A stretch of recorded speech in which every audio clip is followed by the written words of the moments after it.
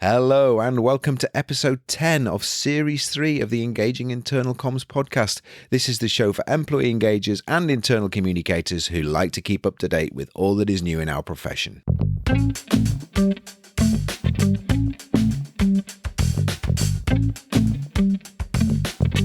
My name's Craig Smith from The Big Picture People.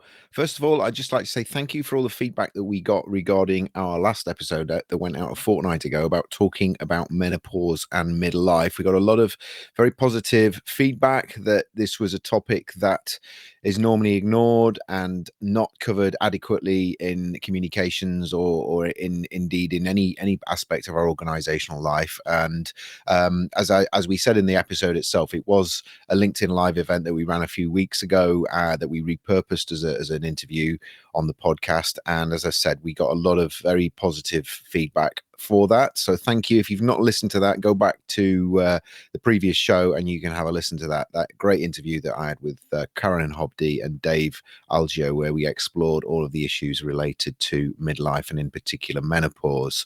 On that note, just coming up in the next couple of episodes, so in a fortnight's time on the 7th of June, I have an interview with Laura McHale, who is from Conduit Consultants. Laura's just written a book all about the neuroscience of internal communication or organizational communication. So that's really interesting. It's looking at the science that's going on in our brains and in the brains of our recipients when we are communicating with them, and how we as internal communicators can use that knowledge to have more effective communications. And then the following week, or the following fortnight, I should say, on the 21st of June, which will actually be our 2-year anniversary show. It's actually our 3-year anniversary show. It'll be sort of actually 2 years since we started, but 3 years of content, if you get what I mean. So that's all going to be. We're going to be looking at the role of internal communications in clarifying roles and responsibilities, and that's with Faye Greason. She's from a charity called Changing Lives, and they've been through a lot of change. It was really important to make sure that everybody knew what their new roles and responsibilities were and how they fitted into the overall direction of the organization. So fascinating from 2 points, both the content and the fact that in a charity it's a very different sort of psychological contract that you've got with the people who are either working for you or particularly volunteering for the organization as well. So really good conversation that's coming up in a fortnight's time. So I mentioned this on the last episode, but just to mention it again, we are involved this year with the Institute of Internal Communications Festival, which is on the 5th and 6th of July. So if you've not heard about that, it's 2 days of very stimulating presentations, workshops, etc., all to do with internal communications, and that's going to be in Nottingham. We're involved on the first morning, on the morning of the 5th of July. We will be presenting with a client of ours from a company called Walgreen Boots. We'll be presenting a case study and some ideas around how we help them use gamification to communicate to their managers and to develop a management communication program. So if you're interested in our presentation or the 2 days of incredible content and guest speakers that they've got organized, jump across to the Institute of Internal Communications website. That's ioic.org.uk, and if you go to the events tab, you'll see all of the events that they have, and the first one at the top is the IOIC Festival 2022. As I say, that's in Nottingham on the 5th and 6th of July. In terms of our own events that we've got coming up, we have another one of our free webinars, which is coming up in June, on June the 16th. And that is all about how we can transform the way that we communicate, particularly around health and safety communications. What we tend to find is that a lot of health and safety communication and training tends to be quite uncreative. It tends to be quite traditional in terms of lots of PowerPoint, lots of presentations, lots of compliance-based rules and procedures.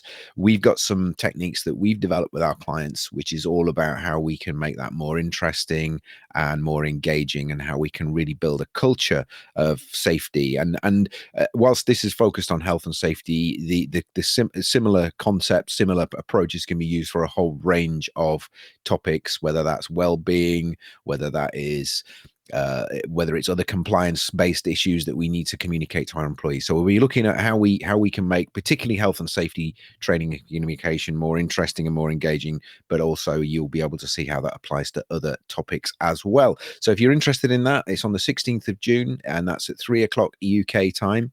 And it's a free webinar, I should say, and you can sign up for that at our website, which is thebigpicturepeople.co.uk. If you head across there, you will see our events tab at the top of the page or on the menu, and if you click on that, it's actually the second event that we've got listed on the page there. We're changing the way the events page is set up, and this is the last event that we need to switch over to the new format, but you can get more information about it, and you can book up for that webinar. As I say, it's totally free, 16th of June, and that is at 3:00 UK time. And I think that's all I'm going to be mentioning at this stage, so I'm going to move on to this episode's interview. For many organizations, there is sometimes a blurring of the lines between internal and external communications. You'll often find that internal communications teams are sometimes embedded within marketing teams, or there is a very strong overlap between the two. And I think that's a good thing in that there is a consistency between what we're communicating externally and internally. So what we're communicating to our customers and our clients, and what we're communicating to our employees.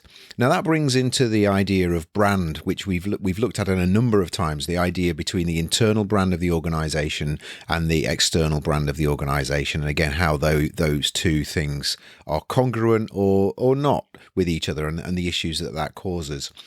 But what I wanted to explore actually is our own personal brand. As internal communicators and employee engagers, is it legitimate for us to have our own brand? And if so, how do we represent that both internally and externally as well?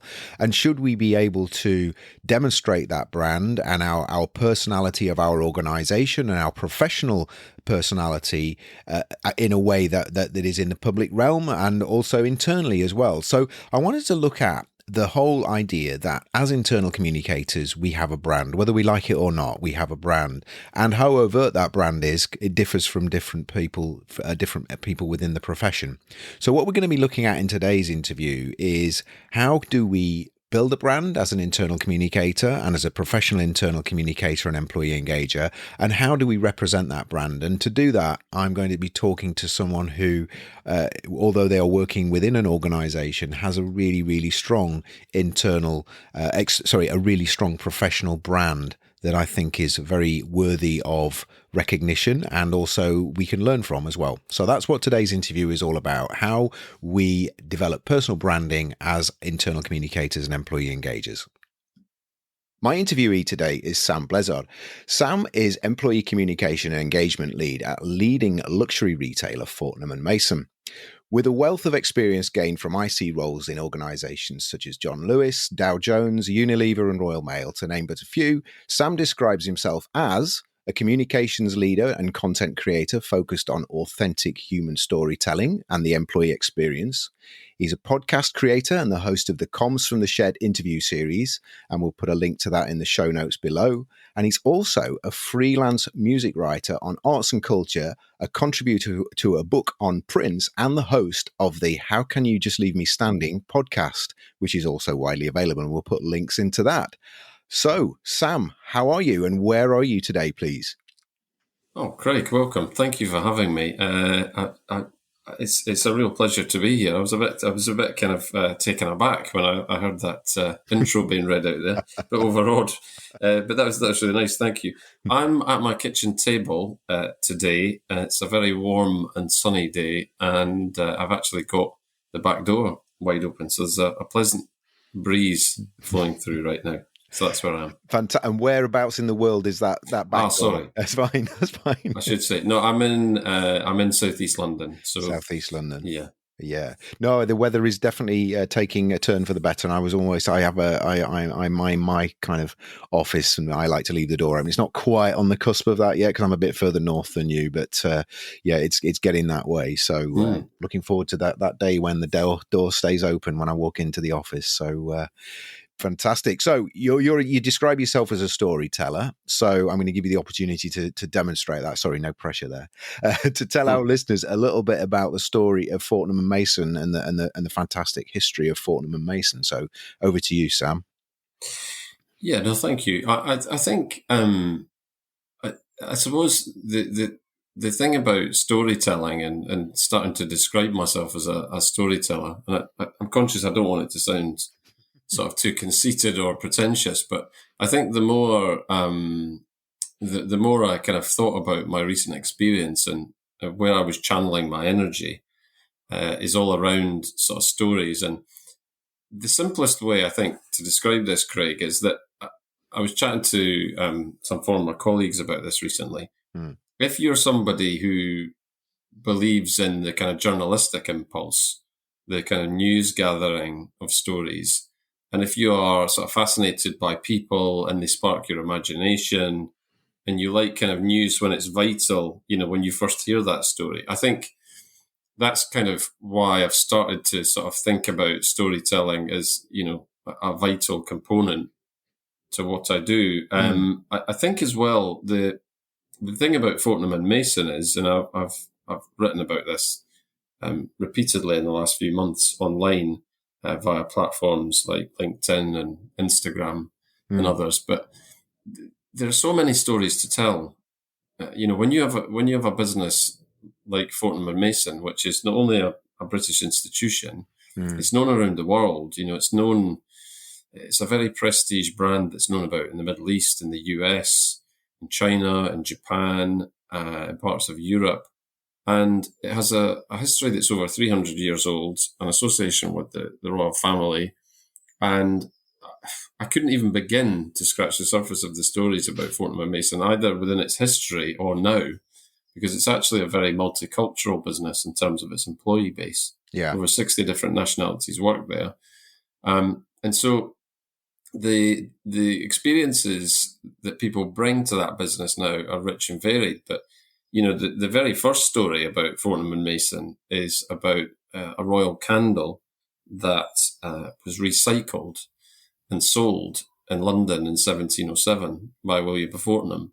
And what's wonderful, actually, when you get to know the business more and you start to actually unlock the history of central London as well. And Fortnum and Mason, not everyone knows this, a lot of people know this, but it has an archivist, a lady called Dr. Andrea Tanner, who is a wonderful and fascinating lady. She's Scottish, and she has lived in London for many, many years, like I have. But when I met Dr. Tanner, Dr. T as we call her, she's very generous with her time, and she will begin to tell me about the most incredible stories that you can imagine. I'll give you an example. So things that date back to the time of Florence Nightingale, hampers being given to suffragettes, military uniforms being made in our HQ, hampers going on expeditions to Mount Everest in the early 20th century. I think Fortnum's sold some of the very first Heinz products that came to the UK. I believe they were one of the first retailers ever, if not the first, to sell Heinz in the UK. Inventor of the Scotch egg. There's just so many. There's so many wonderful, quirky stories, and of course, people who follow some of my LinkedIn posts will know that I'm very keen to tell the stories of everyone from the retail shop floor selling partners to the sous chefs to the head chefs, but also head office people, warehouse distribution, and everyone in between. Yeah, and they have some fantastic stories to tell too. Fantastic. Well, no, it sounds, it's really interesting, like, because it's really difficult to do, isn't it, to summarize such a rich history in one story. There's many stories, and I think which is I think, okay. There's too many to tell. I mean, that's the phrase I keep using. Sometimes I post a story like I did recently about Prem, who's the head chef at Terminal 5 at Heathrow. And if you get a chance, have a read. It's not long. It's just a few paragraphs that we shared. I could have shared pages and pages, but he's an amazing character. But whenever somebody says, "Oh, what a wonderful story," do you have any more? It's like, well, that's not really the problem. It's like, because there's just too many to tell. And even when you're telling an individual story, you're only scratching the surface. Yeah. Yeah. It's only a very small percentage of their sort of rich and varied life, I tend to find. Absolutely, absolutely. So we thank you, Samuel. So we met on LinkedIn, and I think what kind of grabbed my attention about you was that I'm consultants and independent small business owners tend to be very kind of brand aware. They're sort of the kind of authority that they want to project. But I mean this in a really respectful way to the internal comms community. I rarely meet internal comms people working within organizations that have that sort of persona where you've got your own podcast, and you've got two podcasts. So you've got your Prince podcast, and you've got your Sure. Comms from the Shed podcast. Your presence on LinkedIn is fantastic. I'm quite jealous, in fact, with some of the articles and stuff that you publish. I consider it quite modest as well. So that's Oh, quite funny. no, it's really good, and I think so. So from, I guess, summarizing all that, you've got a really, really strong personal brand, and I think, as I say, I don't see. I think again, I don't want to be disparaging to any internal communicators, but rarely do I see internal comms people working within a a respected organization, or not any organization, being internal to that organization, having such a strong personal brand. So I'm really interested in looking at that and why other internal comms people or any professional really should maybe look at developing a brand which really represents their personality in the outside world, as well as obviously having that internally. So could you tell us a little bit about why you've invested so much time in that brand, Sam? And it's a very, I see it as a really, it's very much you share stuff. You're not about self-publicity. It's all very much all the stuff you do is really, really great for the community, and so I'm really interested as to how you've got there and why you do it to a certain extent. Yeah, no, it's an interesting question. I mean, I'll come on to sort of LinkedIn specifically in a minute. I think one of the things to consider, though, in the backdrop is that internal communications people, and I've worked in and around them for more than 20 years, and I am one myself. That's my bread and butter. They tend to be very modest and actually more on the reserved side, and sometimes sort of less extrovert in terms of putting their personal brand out, as you described it. And I think that's partly due to the work that we do. If you're incredibly busy, as most of us are, because once upon a time we worked in big comms teams of 20, 30 people, and now, internal comms teams, I mean, the one I work in has 3 people, and often they're extremely small. I mean, sometimes people work as individuals, that they are the comms team, and then they use a lot of sort of satellite services. So there's a reservation to internal comms people that is not the same as I guess marketeers over the years. People in marketing have always been a bit more extrovert. People in advertising have been a bit more extrovert, and there's also definitely been more of a sort of extrovert confidence about PR people and just media people in general. And internal comms has always been the more, worthy may sound like a negative sort of connotation, but certainly the solid, telling the company story and trying to do that in as creative a way as possible. So I think that's one thing to sort of think about. I mean, why I sort of developed my sort of personal brand and why I've given it some thought is, and if I take LinkedIn as an example, I mean, the one thing to say is that I've been on LinkedIn for a long, long time. I mean, I haven't checked. I mean, it would be easy for me to find out, but I'm sure it's more than 10 years without actually checking. So I suppose everybody says this, but it's been a long, slow build of learning, and I think, I mean, I suppose the most recent developments have been brought about by necessity in a way, because both the development of my personal brand and things like moving into the world of podcasting and being more overt about storytelling, pretty much all of those things have come about through some situation that was born of necessity. So the podcasts came about, it kind of grew organically because I found myself in a situation I wasn't expecting to be in, where I was sort of between jobs during the pandemic. And I was in a situation where an aspect of my career didn't work out in the way that I thought it would. And then I've always been interested in audio anyway. And I wanted to learn a new skill. and I was writing blogs on LinkedIn just about how, I guess, how difficult COVID was to live through. How it could be a very detached experience. For some people, quite a soul destroying experience, and I think a lot of people experience different things. If you worked in the NHS, you were on the front line in a terrifying situation. If you worked in the construction sector, which I did for a long time, and I was there when the pandemic hit for the first few months in the sort of eye of the storm, all of the people that worked in the front line of that sector, like the NHS, were risking their lives. So we have to context it that way. I mean, I was in an office-based role like a lot of people, but the flip side of the coin was that, especially in comms, we were working long hours, and every day was a very intense day. There's a lot of crisis communications, a lot of broadcasting of leadership for the first time, coming up with bespoke solutions, endless rounds of FAQs, Q&As, providing assurance to people, thinking about furlough, liaising with HR and legal teams.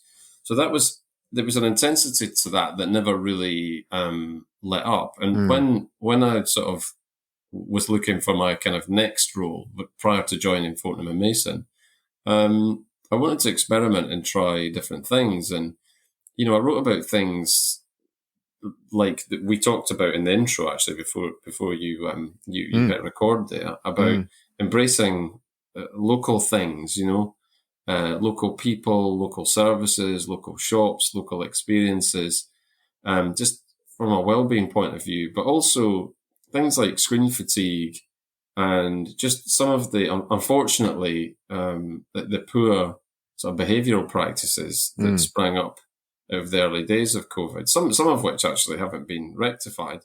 And I started to enjoy these kind of blogs, and people reacted to it. And so creating a kind of audio version of it was really just sort of extending its reach, and actually bringing it to life. So rather than it just be my voice, I wanted to speak to a whole range of people from different sectors on the podcasts, who, sort of people from the arts, people from the airline industry, people from the music industry, people from science, research and development. I spoke to someone from Mind about mental health. I spoke to people who'd made career changes. So there was so much to go at, recruiters, headhunters. It's a really fascinating sort of period in history to talk about. And of course that, as you pointed out, that helps build your personal brand. But I think in terms of the last point probably to make is about things like LinkedIn and other channels on social media. Yeah. I think I've just learned how to be sort of focused and intentional, to your point, about not sort of wasting people's time. If you post something, trying to make it consistent with who you are, and about being authentic about, this is something I've actually experienced. And I'm actually really passionate as well about the fact that I want to share actual content. I do comment a lot on other people's posts, but hopefully in a supportive and illustrative way. I always try and add something to what others post rather than just hit like.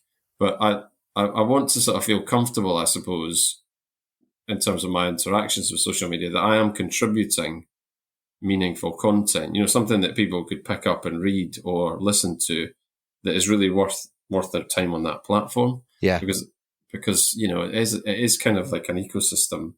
And if you're not really contributing to it, I don't know. I don't see the value in spending a portion of your time there. Yeah.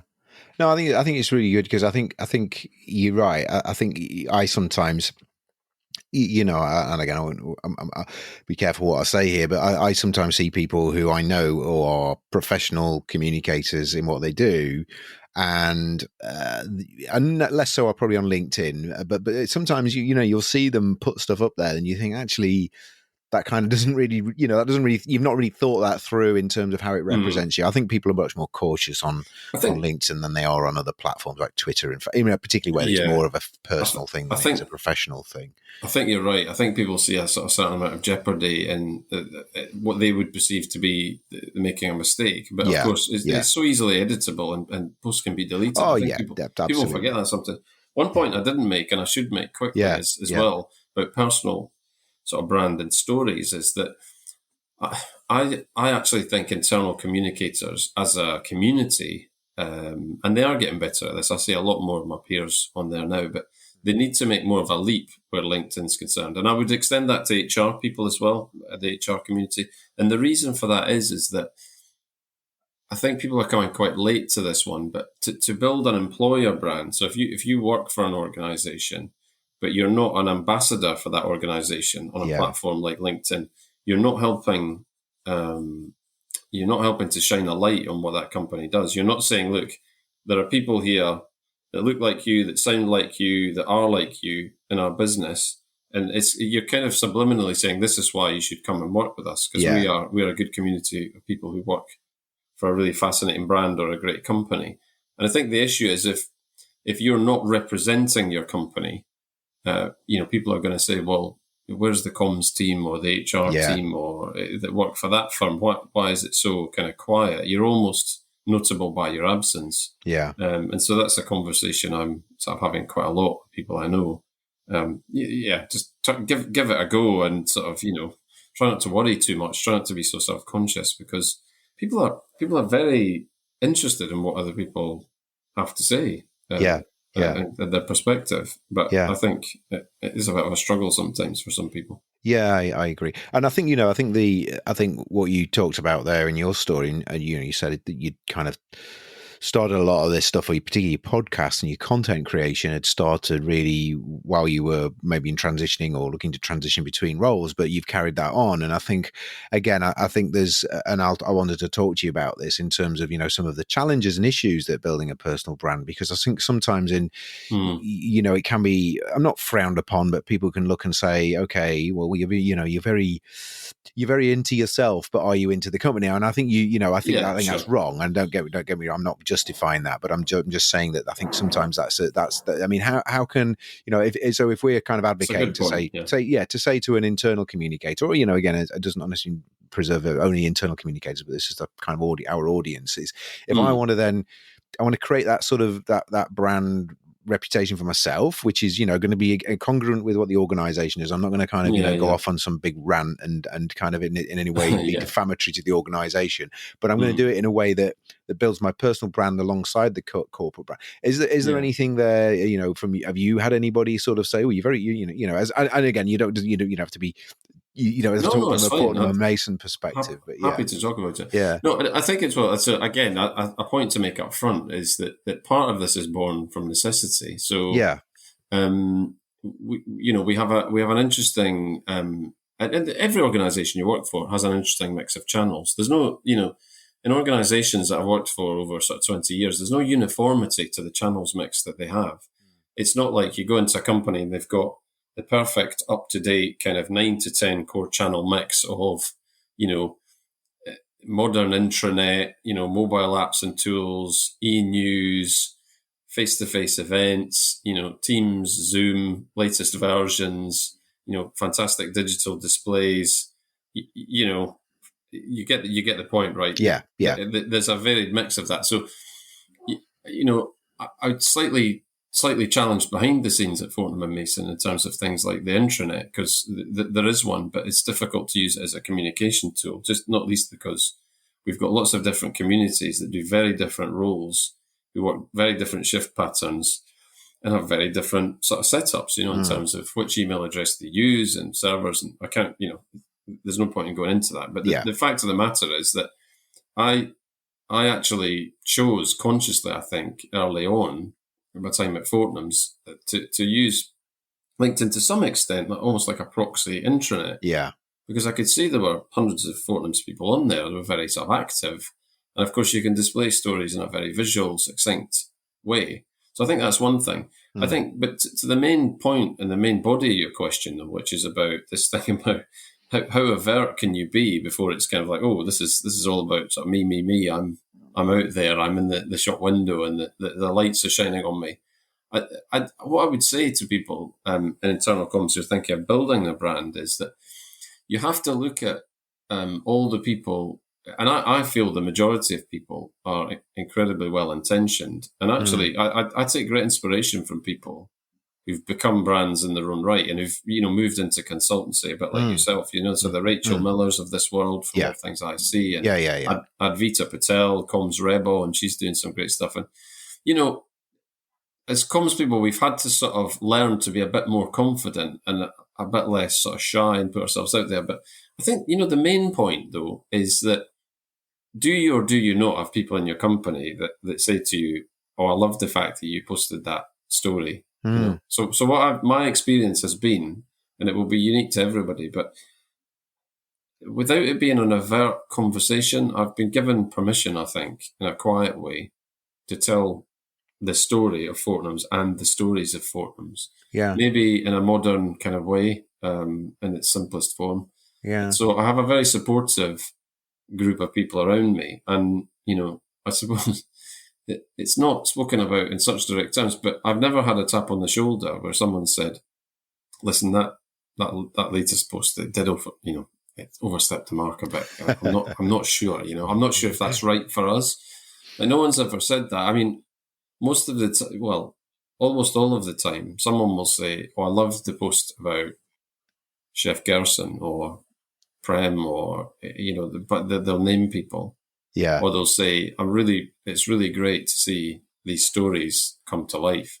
Yeah. And see the reaction. So the point about it is, I suppose, is that you have to find a balance quite quickly and quite early on, have an instinct for, is this making the brand comfortable? Is it representing the brand and those people? I mean, that's the most important thing. Yeah. Are you being faithful to the people that you're talking about? I mean, you have to be certain of that quite early on.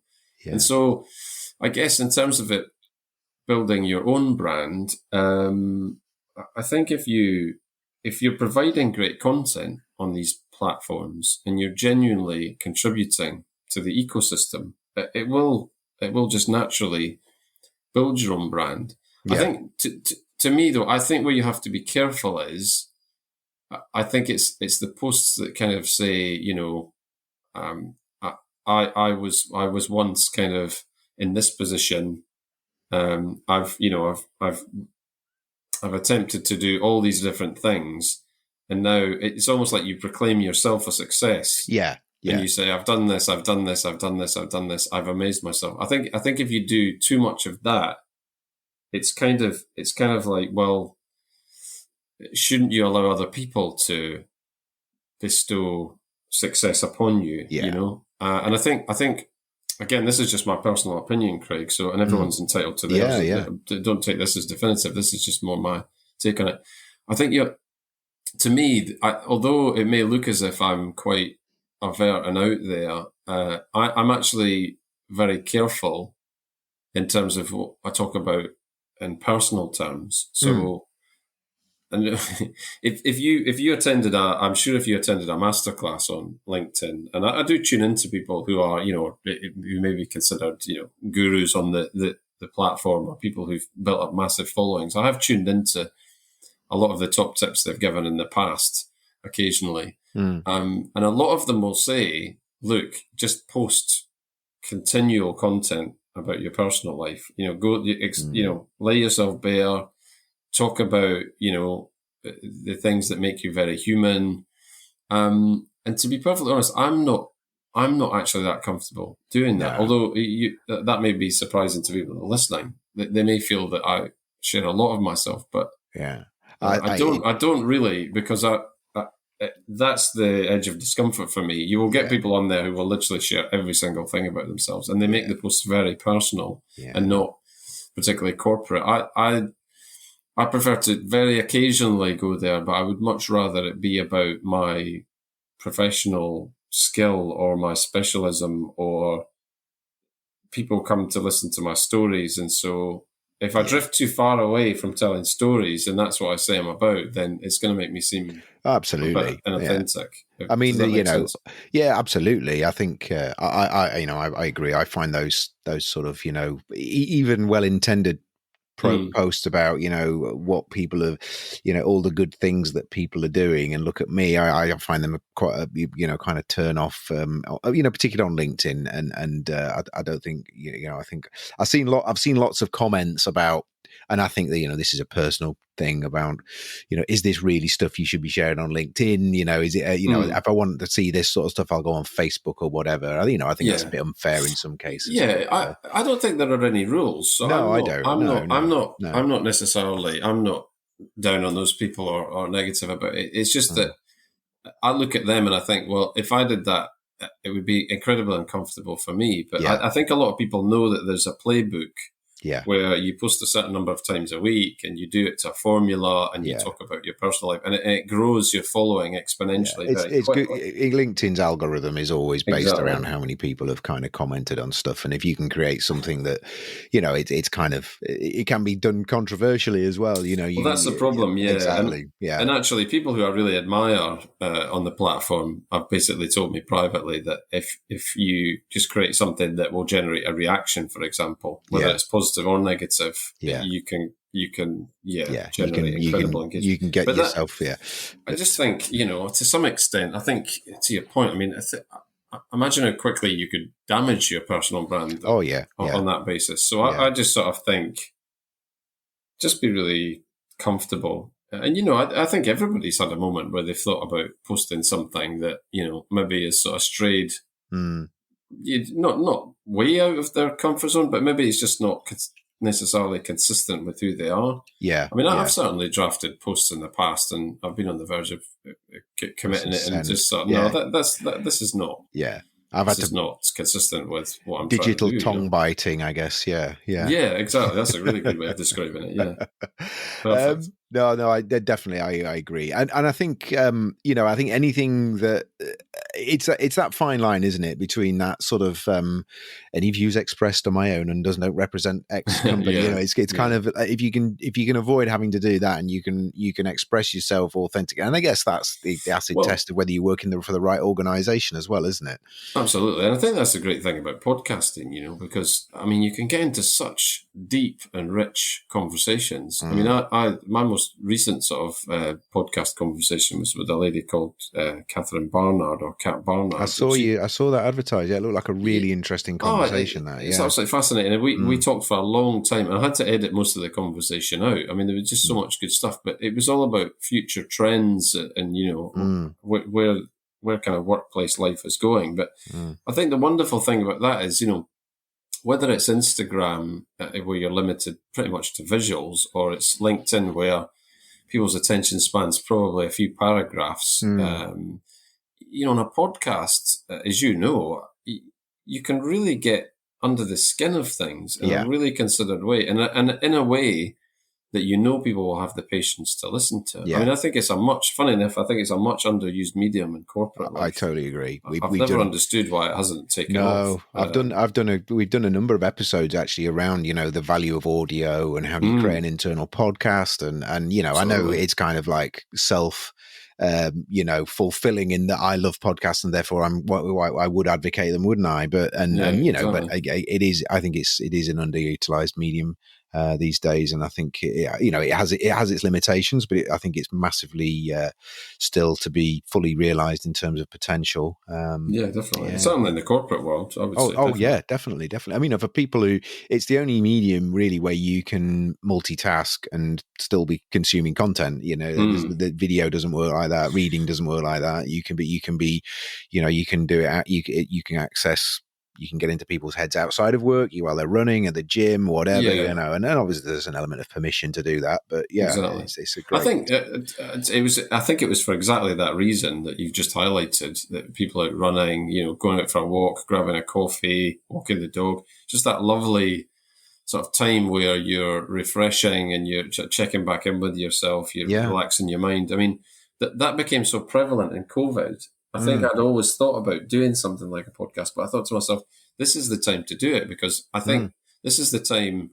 I mean, the people need it. They needed that content. And I wasn't so arrogant to believe they were going to listen to what I was putting out. But I thought to myself, well, if I make a conversation that I would enjoy listening to, you would assume that it's always the best test. There'll be a few like-minded souls out there that might enjoy listening to it too. And, I think definitely.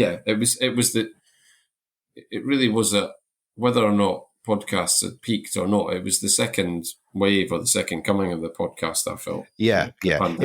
It was a bit of a paradox in that a lot of the things that people did when they normally did podcasts, they weren't doing anymore. They weren't driving, they weren't commuting, they weren't going, necessarily going to the gym. But I do think the flip side of that was that it did create, people became a lot more sort of mindful and conscious and of what they were, consuming and how they were consuming it. And there were a lot of sort of self-help podcasts came out. There were a lot of podcasts about making podcasts which came around. So yeah. but I do think what it's done is it's definitely I think there's been a massive uptake and in there's been an upsurge in creation, and I think now that people are kind of starting to do some of those things again, I think consumption will increase as well. So I as I agree. I think we're still looking at we're still in the hinterlands of this as a medium, I think. So and the ease of being able to put together a podcast and publish a podcast is so much better, easier than having to edit video and make video.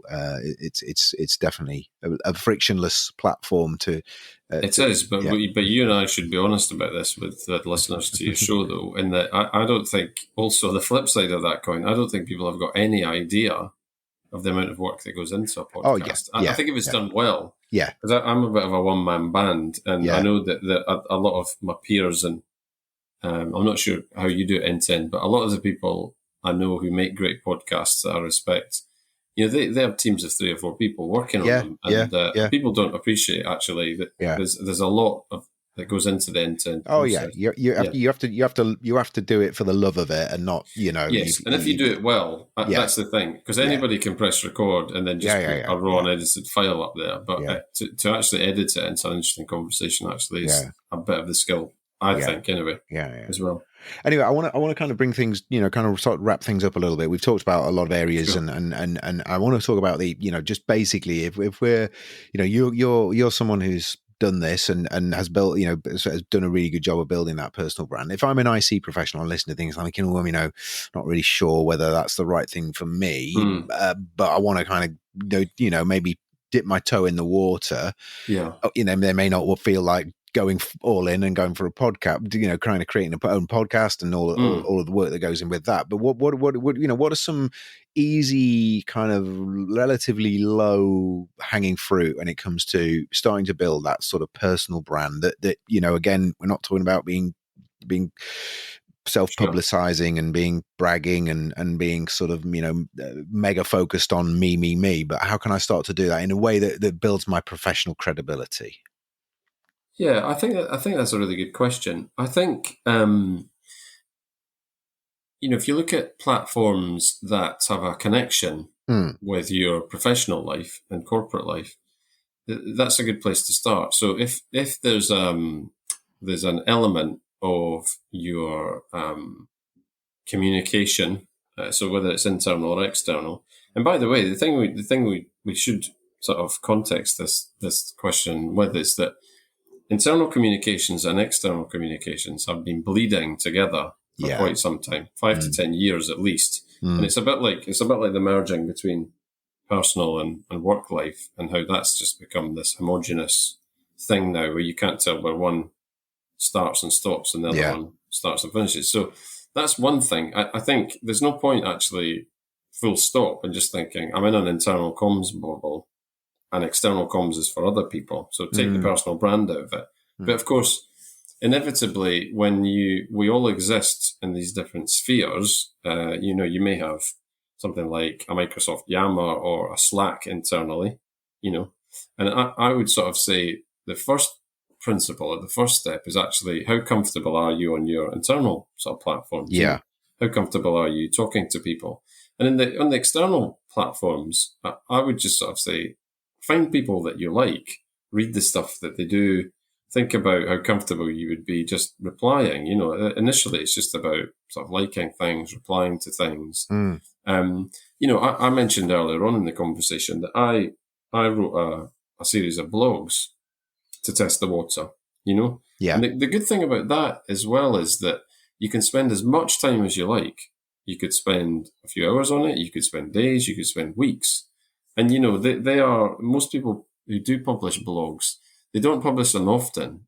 It's a thing that they do every few weeks or quarterly or A lot of agencies and consultancies do it, or a lot of leadership team members do it, because it's like a considered sort of thing.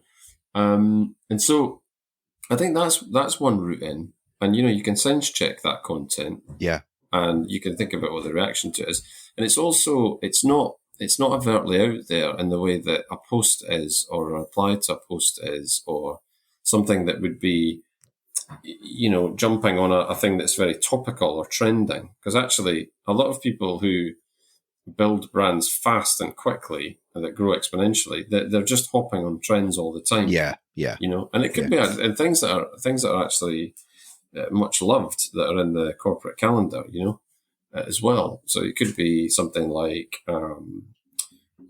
Mental Health Week or International Women's Day. People build their brands and their personal brands actually in very authentic ways and things like that. But so it's horses for courses. And I think it's about, giving yourself permission to feel comfortable internally, learning, maybe making the mistakes there. I always used to advise people when we used sort of Yammer a lot in the construction industry. It's like, don't do it the wrong way around. Don't jump onto Facebook and say, what an incredible day at work I had, and talk candidly and off the record, because you're actually talking to the world. You're talking to the internet. Whereas, tell your story or talk about what you're doing inside, in that safe bubble where you're supported and nobody kind of judges you or is going to take a post down or talk negatively about it. See what works, and then transfer what you've learned into an external space, which is much, as you've pointed out, is much more heavily scrutinized. Yeah. And focused on and magnified, and where people worry that the mistakes could potentially come back and have consequences. Yeah. So I think it's about learning in safe spaces. It's about trying some things that are not so overt and maybe not so flashy. Because that's the thing. I think maybe people who see things that I post and that they like and that they think, you've very kindly sort of described me as having a strong personal brand, but it's been learned over a long period of time. And I suppose that the other thing is that the thing you mentioned in your intro about music journalism and freelance music writing, you have to sort of learn from other experiences in your life and then pull them into that sort of discipline. So I love writing. So, really I'm a writer, really. That's what I love doing. Yeah. I love all forms of writing, creative writing, stories, sort of essays. I've had to write reports in the past. Obviously I have to write company emails and presentations. And I think it's really everything I feel like I do is just an extension of that. So it's kind of, it's taking the things that you love and just saying, right, okay, the writing that this medium really likes is like this. Yeah. And it's about understanding the medium and what works and what doesn't, because there's no point in actually wasting a lot of time writing tremendously long posts or writing in a style that it's not going to fulfill you or create a meaningful discussion or interaction. Because the fun about, I suppose, things like LinkedIn is where you genuinely create a really interesting discussion around something, or people are delighted by a story, and part of the time that takes them away from maybe the fact they're having quite a heavy week, or they're having an intense period, or in their lives that they're just finding it quite hard to deal with. I mean, the interesting thing as well is with the Ukraine crisis recently, I think the other thing is, I think that you must also, again, personally, I think you must also have a level of self-awareness that, when there are really seismic events that are just bigger than all of us, that's probably not the time to be pushing the sort of self-promotion button to the world. And so there's a balance to be struck. And I think, you have to have a sense of self-awareness around a lot of this stuff too. Yeah. not being not being tone deaf. I think that's a really Well, key exactly. Yeah. thing. Yeah. Absolutely. So Completely. I think what I've taken from that, Sam, is really, thank you. It's been a really good conversation. I think there's definitely a case of you doing expressing yourself or what you're passionate about. You're passionate about writing. You're talking, you're obviously an internal communicator. I think it's expressing that your personality in your work and not just being a kind of an automaton, not just sort of spouting the company Absolutely. line. It's about how can you create some personality around that, and that doesn't need any huge amount of skill. It doesn't need any huge amount No. of it just requires that you have the ability to express yourself, which is basically a fundamental requirement, I think, of this profession, isn't it? Is that you can articulate Yeah. Do you know what? ideas. It needs a leap. Yeah, It needs a little bit of a leap of faith, and yeah. don't forget. I think I often have conversations with people that say, well, if we're talking about internal comms, look at what people are engaging with Mm, on social media. Look at what people spend most of the time looking at on their phones. mm. You know, if internal comms is too far away from that, I'm not saying it should be that. Of course, it No, shouldn't, because no, it's a different medium. But if you're so far away from what engages people on their devices in their personal life, you're just not going to. no, You won't hook their attention, and I no. think that's the point too. Yeah, Are you going to give yourself permission to put maybe not bags of personality, but some personality on it? Because we now live in a world where people crave that personality, that humanity, that very not, I don't know if bespoke's the right word, but mm. people are looking for individual takes, very Mm. personal takes on stories, Mm. and I think the corporate sphere has such a discipline to the way it works. But it's no different where, you often represent leaders and leadership teams when you work in internal comms functions. And I'm sure Yeah, all those yeah, individuals I've worked with past and present want to be portrayed in the most positive light. They yeah, want to look good. They want to have their reputation enhanced. So I think if you're an internal communicator that spent a lot of time thinking about how you can enhance the reputation of individuals, surely you should be able to apply a little bit of that kind of magic dust to yourself. yourself. And Yeah, you're just, I think as well, you have to think about your career long term in what is a very volatile world. yeah, I don't think there's any harm in just having a kind of healthy presence on these platforms. yeah, You don't have to yeah. be on there all the time, and you don't have to post all the time. But there's actually a lot of really interesting content as well if Yeah. you got the time to There curate is, it. yeah. It's sorting out the maybe wheat from the chaff is too strong, but there's a lot of really good content if you follow the right people and you have the right approach Sure. to following them and getting their content. So look, Sam, that has been absolutely fantastic. As you would expect, I'm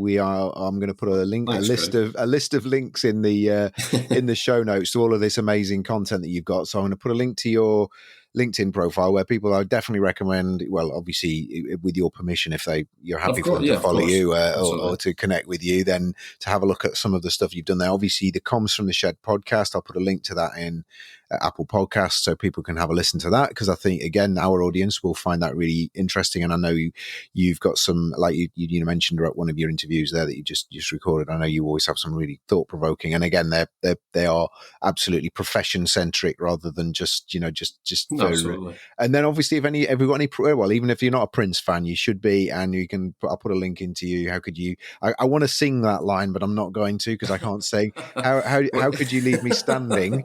Podcast Absolutely. to as well, if and get a different a flavor for a different part of your personality. Anything else you want me to share? Have I missed anything, No, Sam? I think that's more than enough. You're right though. I think the Prince podcast, just due to the eclectic nature of his career, is really it's about music more broadly, actually, Yeah, because there's so many varied musicians on there yeah, that they all have fascinating stories to tell just about their own careers, let alone Prince's. So yeah, for yeah. any music lovers, I would recommend it. Yeah, right. I'm going to have a listen to that definitely. Yeah, I'm caught up with it yet, but I Yeah, am no going to. problem.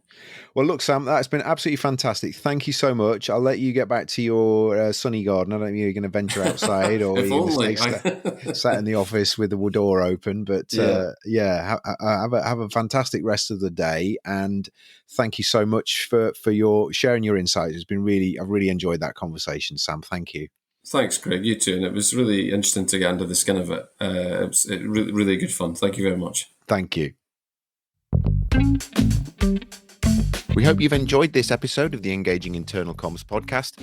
If you've got any ideas for episodes you'd like us to cover in future, you can email us at info@thebigpicturepeople.co.uk, or you can use the feedback form at engagingic.com. If you're not already subscribed to the show via your podcast platform, please do so. And if you could leave a review for us, that would be absolutely fantastic. We have links to other episodes at engagingic.com. All of our previous episodes are available there. And if you're interested in our visual communication services, our big pictures, our learning maps, our explainer videos, and also our live graphic recording, please get in touch with us again at info@thebigpicturepeople.co.uk. Thank you.